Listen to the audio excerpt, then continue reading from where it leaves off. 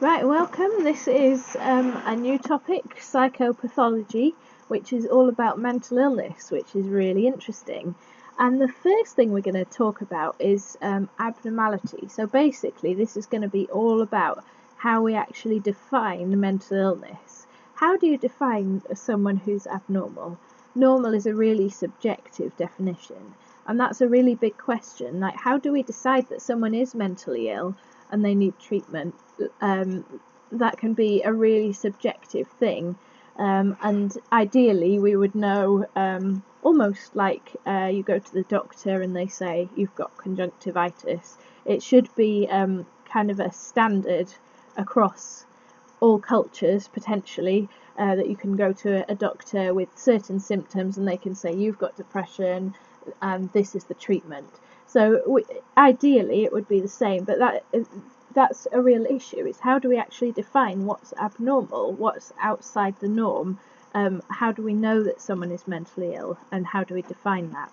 Another thing is what actually causes mental illness. That's an interesting question, and you've been studying approaches in psychology. You can start to think about how some of the approaches might explain mental illness. So, for example, they might say that mental illness is caused by a biological reason, such as serotonin. You may have read in the news about the links between serotonin and depression, which serotonin is a neurotransmitter in our brain. So that would be one way of approaching it.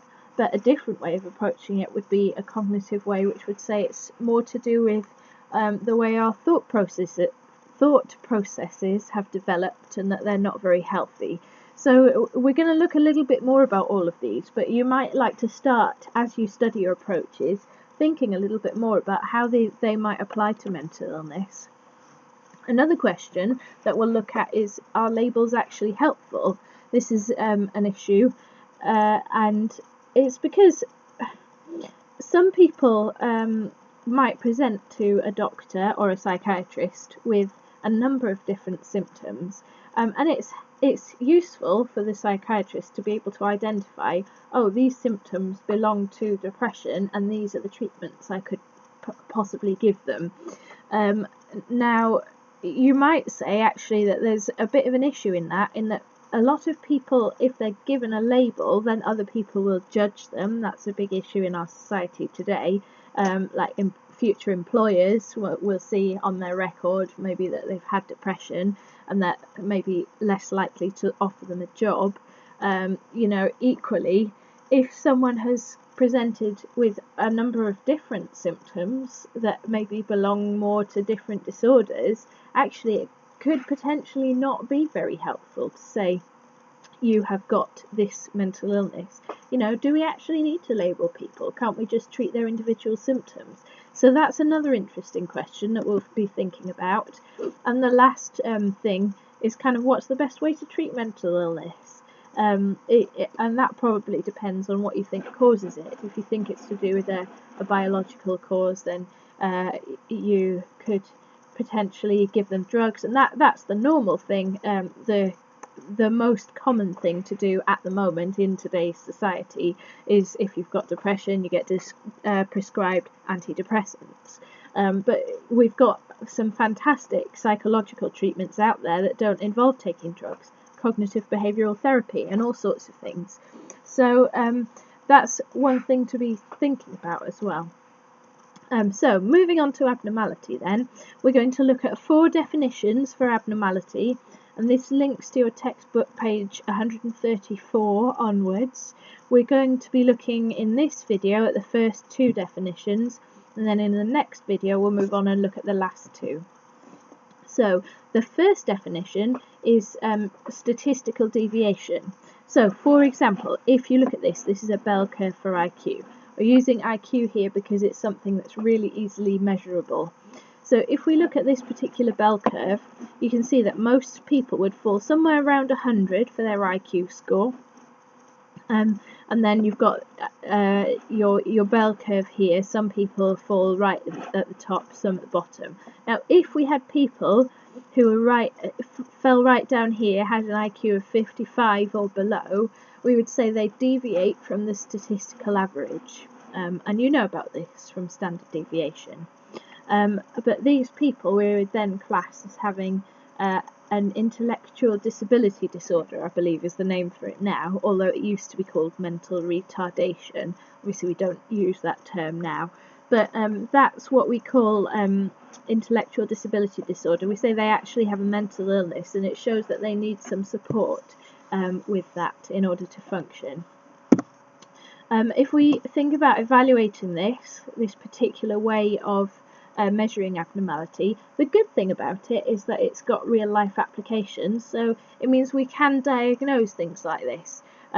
Both this intellectual disability disorder and others, often we diagnose by measuring how severe someone's symptoms are, and if you know what the average within the population is, then you can see whether for this particular whatever illness you're looking at, whether this particular person in front of you has deviated from that average.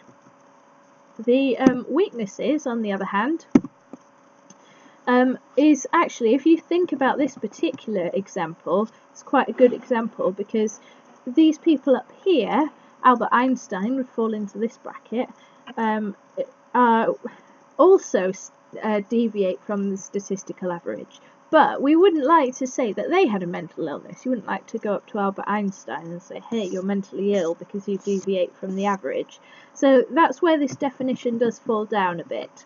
And the other problem is with labelling, which I talked briefly about already. Actually, it doesn't benefit everyone. Just because they don't fall within the statistics, within this statistical average, to say you have a mental illness because you're different, that's not necessarily helpful, and it means that others might judge them when they don't need to.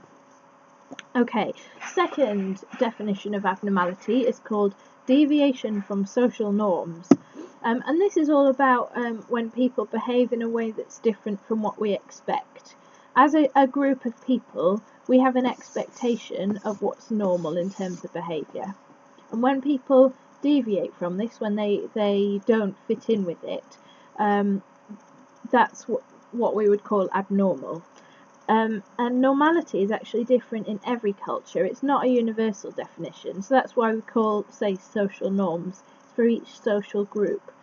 So, for example, someone who's let's give the example of a psychopath. That's the one in your textbook.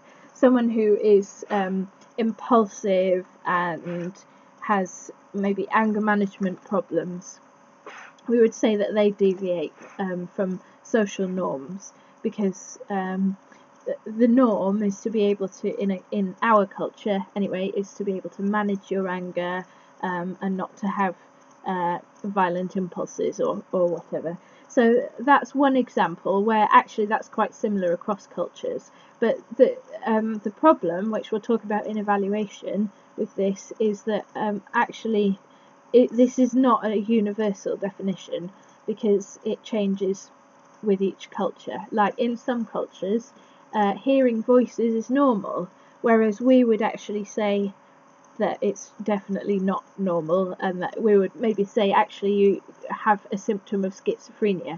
So that's something to be really aware of, that this is a culturally bound definition.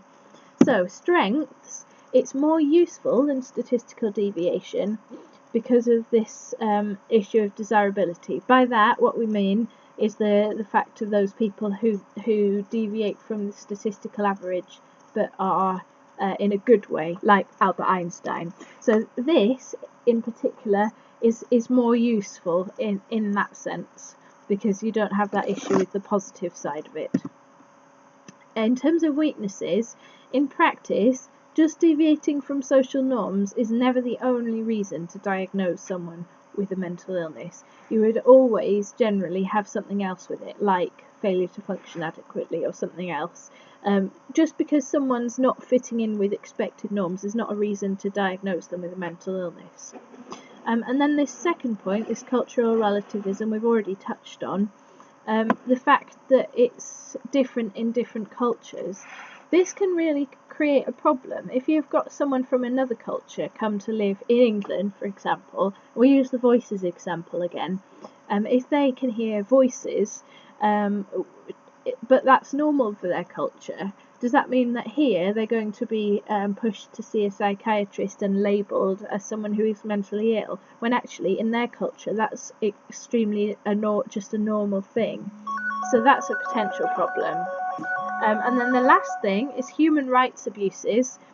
So this can be used to abuse people's rights to be different, especially minority groups, and you'll see some examples of that in your textbook.